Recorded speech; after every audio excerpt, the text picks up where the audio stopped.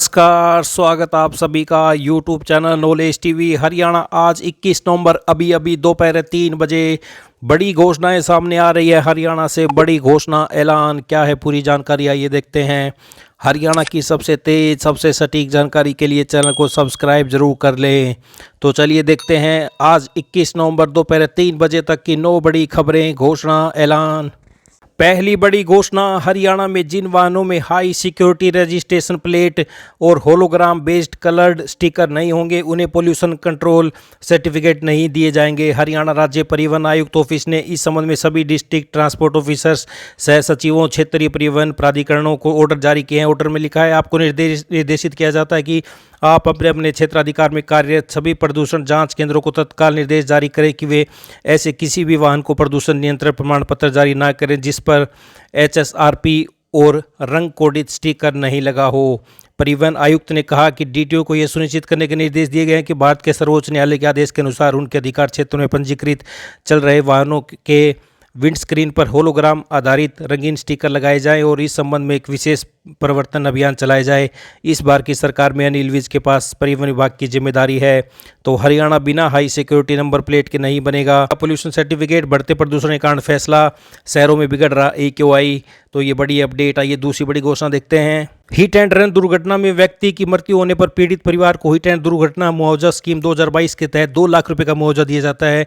इसके लिए पीड़ित परिवार को जिस व्यक्ति की मृत्यु हुई है उनकी पोस्टमार्टम रिपोर्ट संबंधित कागजात SDM कार्यालय में जमा करवाने होते हैं। यह जानकारी देते हुए DC ने बताया कि हिट एंड रन मामले में मृत्यु हो जाने पर उसके पीड़ित परिवार को 2 लाख रुपए और गंभीर रूप से घायल होने पर पीड़ित को इलाज के लिए 50,000 रुपये की सहायता दी जाती है। तो ये कागजात है जरूरी। ऐसे मामले में आवेदन करने के लिए थाना में दर्ज FIR की प्रति, मृत्यु हुए व्यक्ति की पोस्टमार्टम रिपोर्ट की प्रति, मृत्यु प्रमाण पत्र की प्रति, पारिवारिक सदस्यता प्रमाण पत्र की प्रति, आश्रित के आधार कार्ड की प्रति, मृतक के आधार कार्ड की प्रति, मृतक का फोटो, आश्रित का फोटो, आश्रित के बैंक पासबुक की प्रति आवश्यक है। तो ये आप देख सकते हैं। हिट एंड रन दुर्घटना में मृतक को मिलेगा 2 लाख का मुआवजा। पलवल DC बोले घायल को 50,000 की दी जाएगी सहायता राशि। आइए अगली बड़ी घोषणा देखते हैं। मुख्यमंत्री नायब सैनी ने कहा कि सरकार ने गौ सेवा का बजट 40 करोड़ रुपए से बढ़ाकर 400 करोड़ रुपए का कार्य किया है। इसके अलावा जो किसान अपने घरों में गाय का पालन करेगा उसे 30,000 रुपये की राशि सरकार की ओर से दी जा रही है। मुख्यमंत्री ने कहा कि सरकार के प्रयासों के चलते प्रदेश में 500 से अधिक गौशालाएं हो गई हैं। इनमें सरकार ने चारे की व्यवस्था का भी प्रावधान किया है। अब पंचायती भूमि पर भी गौशालाएं खोली जा सकती हैं। इसके अलावा जो कोई गौशाला के लिए भूमि देगा उसकी CLU की भी आवश्यकता नहीं है। आइए अगली बड़ी घोषणा देखते हैं। हरियाणा के ऊर्जा, परिवहन एवं श्रम मंत्री अनिल विज ने आदेश देते हुए कहा कि सभी गाड़ियों के पीछे रिफ्लेक्टर टेप जरूर लगाएं। बिना रिफ्लेक्टर टेप के किसी भी गाड़ी को सड़क पर चलने नहीं दिया जाए। ऐसे वाहन दुर्घटना का कारण बनते हैं। जिन्होंने कहा कि कोहरे में बिना रिफ्लेक्टर टेप लगे वाहन रात में नजर नहीं आते, इस कारण उक्त वाहनों से पीछे आ रहे वाहन टकरा जाते हैं। तो बिना रिफ्लेक्टर कोई भी गाड़ी नहीं चलेगी, अनिल विज। आइए अगली बड़ी घोषणा। हरियाणा विद्यालय शिक्षा बोर्ड के प्रवक्ता ने बताया कि हरियाणा अध्यापक पात्रता परीक्षा HTET आगामी 7-8 दिसंबर को प्रस्तावित है। इसके लिए जिन अभ्यर्थियों ने एक लेवल के लिए एक से अधिक आवेदन रजिस्ट्रेशन किया है उनकी सूची बोर्ड की वेबसाइट पर दी है। ऐसे अभ्यर्थियों के आवेदन रजिस्ट्रेशन रद्द किए जा सकते हैं। ऐसे अभ्यर्थी जिन्होंने एक लेवल के लिए एक से अधिक आवेदन रजिस्ट्रेशन किया है वे अपना स्पष्टीकरण 23 नवंबर तक भेजें। तो ये सामने आ रही है। स्टेट में एक से अधिक आवेदन करने वालों को देना होगा स्पष्टीकरण प्रपत्र। आइए अगली बड़ी घोषणा देखते हैं। केंद्र सरकार के निर्देशों के अनुसार मत्स्य विभाग की योजनाओं का लाभ लेने के लिए मत्स्य पालकों को रजिस्ट्रेशन नंबर लेना अनिवार्य है। इसके लिए प्रधानमंत्री मत्स्य किसान समृद्धि सह योजना के तहत नेशनल फिशरीज डिजिटल प्लेटफॉर्म पर ऑनलाइन रजिस्ट्रेशन करना होगा। सभी मत्स्य कृषकों, मत्स्यजीवी सहयोग समिति लिमिटेडों के सदस्यों, विभाग से लाभान्वित मत्स्य पालकों का रजिस्ट्रेशन ऑनलाइन होगा। इसके लिए आधार नंबर, मोबाइल नंबर, बैंक खाता के संबंध में जानकारी देनी होगी।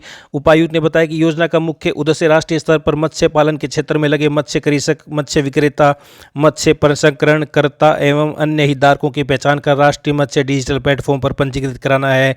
तो यह आप देख सकते हैं। अनुदान भी दिया जा सकता है। सरकार की विभिन्न योजनाओं के तहत मत्स्य क्षेत्र से जुड़े लोगों को अनेक प्रकार का अनुदान और उपकरण दिए जाते हैं। तो सरकार की विभिन्न योजनाओं के लाभ के लिए मत्स्य उत्पादकों को करवाना होगा पंजीकरण। आइए अगली बड़ी घोषणा देखते हैं।